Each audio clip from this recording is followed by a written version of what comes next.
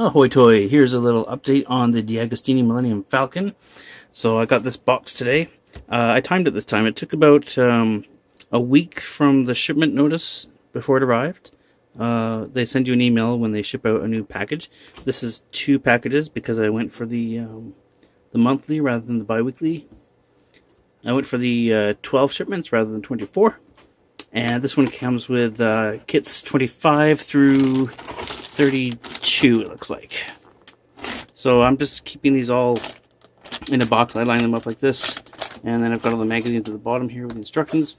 Some of the parts you don't use right away, like a lot of the hull plating, so that I'm just putting into a separate box here. This is some of the bits I've assembled, and some of the bits I'm not ready to use just yet, according to the instructions. These ones here, I'm not sure what's happening with these. This is a jig that's just supposed to support stuff when you're building it. I noticed that they're numbered in the instructions. So this one I wrote, what is it, BF30? I labeled this one just in case. I'm not sure what the instructions are going to be like when we get to that point, but those have no numbers. The hull plates and the steel frame does. They all have numbered. They're all numbered, so you're good with those.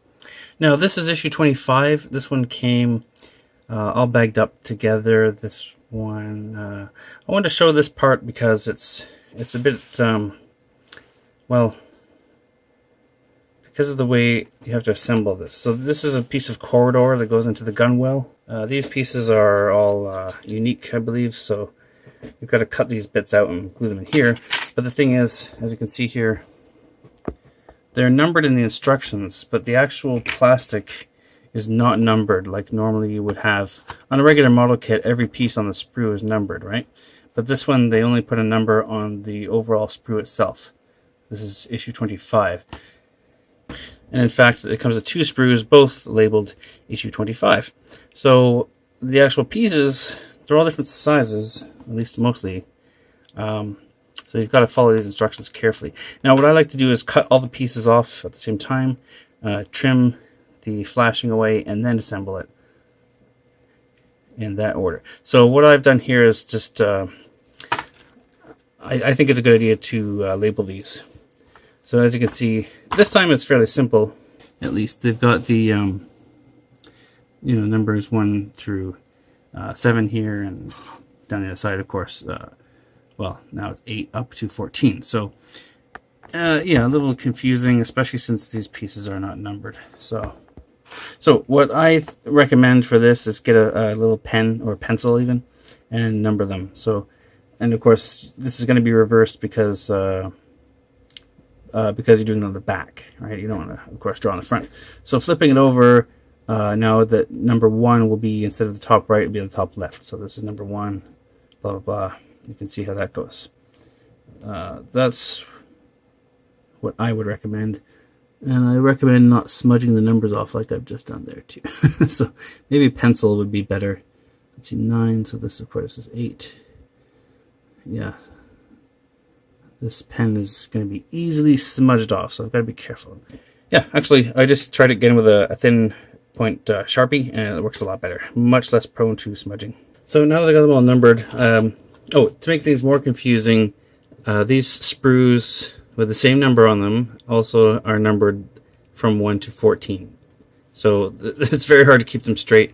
I'm putting them into separate buckets. So I take these 2 panels and these, put it into one bucket, and then these 2 panels and these pieces of cushioning, put them into this bucket. I just like to use a hobby knife. This one is not brand new and sharp, so that it's just slightly dull, so it doesn't matter if I hit my thumb. I'm not going to cut myself with it. I just trim those off like that. I need to renumber that with the 14. And be very careful here. I should renumber these first, really, but oh. So I'm just trimming off the flash. You can also use a file. And I'll just put all of these in my little bucket here. So then when I'm ready, let's pretend I finished all those. When I'm ready, I'll be able to assemble it according to the instructions.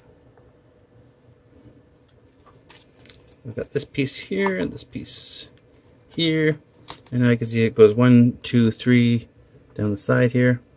So I will need to find little number 3 Alright, so here's my number 3. This one goes here, and you can see that there's a bevel edge there. So that'll need to be glued in place. Oh, I did find also, by the way, now the instructions just say to use super glue for everything, which I was using. I just buy this. There's a lot of different companies that make this, but I just get it directly from Bob Smith Industries on eBay or Amazon. But you don't actually need it for the plastic pieces. These are not resin, so it doesn't require super glue. You can just use any regular hobby glue. I guess the tester stuff probably works. I'm using the Tamiya extra thin cement because I like it. Getting a bit low though, so I need to make sure I get some on my brush.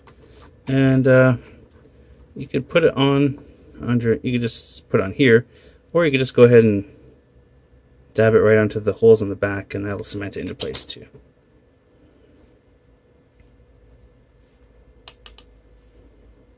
Right, so I'll get number 1, put that bit of glue there for number 1. It goes here.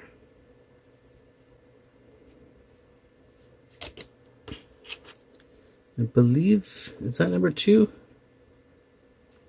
Nope. There is number 2.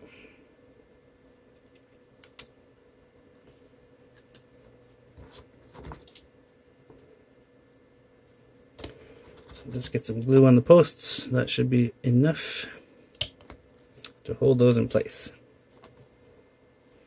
So there, now it's going together as per the instructions. So again, I think it's very important to label these and keep them separate. You gotta keep them separated. At least in this issue, they actually go up and down, you know, from 1 to whatever. In the other issue where I did this, there's a few issues back, there was something similar to this, but the numbers are all over the place. It was like 1, 8, 7, 14, 12. It just no rhyme or reason to it, but I guess as time went on, they sorted their their numbering out. I've assembled all these lower hull frame pieces here. These are 1, 2, 3, 9 pieces here, and they're joined by these ribs here. And you can see that in the instructions. So yeah, you fit these all together. This is a bit tricky. These only seem to go one way, these screws, but and then even then once you do it, it's wiggly. But once you put everything all together, then it's pretty solid and sturdy. So you can see here, this is seems to be pretty sturdy. The only rattling there is because at the bottom these pieces aren't joined together yet, but everything up here is all screwed together quite nicely.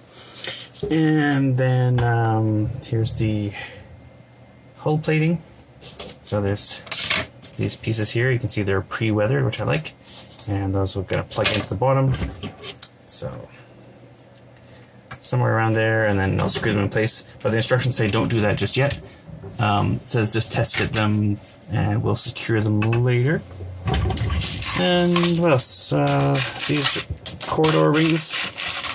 Looks like I've got a bunch more of these to do. I've done 2 so far, and I'm not sure where these go just yet. But you have to take all these pads off of the sprues and, you know, file them down or clean them up, and then glue them all on individually, and then put them in place. So it's quite a pain in the butt, really, but it ends up looking okay. So this is the one I was just putting together now. So yeah, I've got all the little pads on there. And this is where Han and Leia had their smoochy smooch. Ooh. In the circuitry bay, I think it's called. Yeah, so these are in several pieces. There's this outer part here. Well, what do you call this? Anyway, the ring. Ugh, like this bit here, where you put all the pads on, and then that goes onto this outer ring, and then that goes into the recessed area there. So I'm looking forward to doing more of those. Although I did find so the instructions say to use super glue to put everything together. Sorry about my hand, but I find that I tried experimenting with just some Tamiya thin, you know, regular model glue for the plastic parts, because it's just plastic, I think, right? This stuff I think is resin. But anyway, it seems to be working okay so far. I think I can get away with just regular glue, which is a bit more clean. I find I'm a bit sloppy with the super glue. I always end up gluing my fingers together and smearing it everywhere. I don't know. That's probably just me.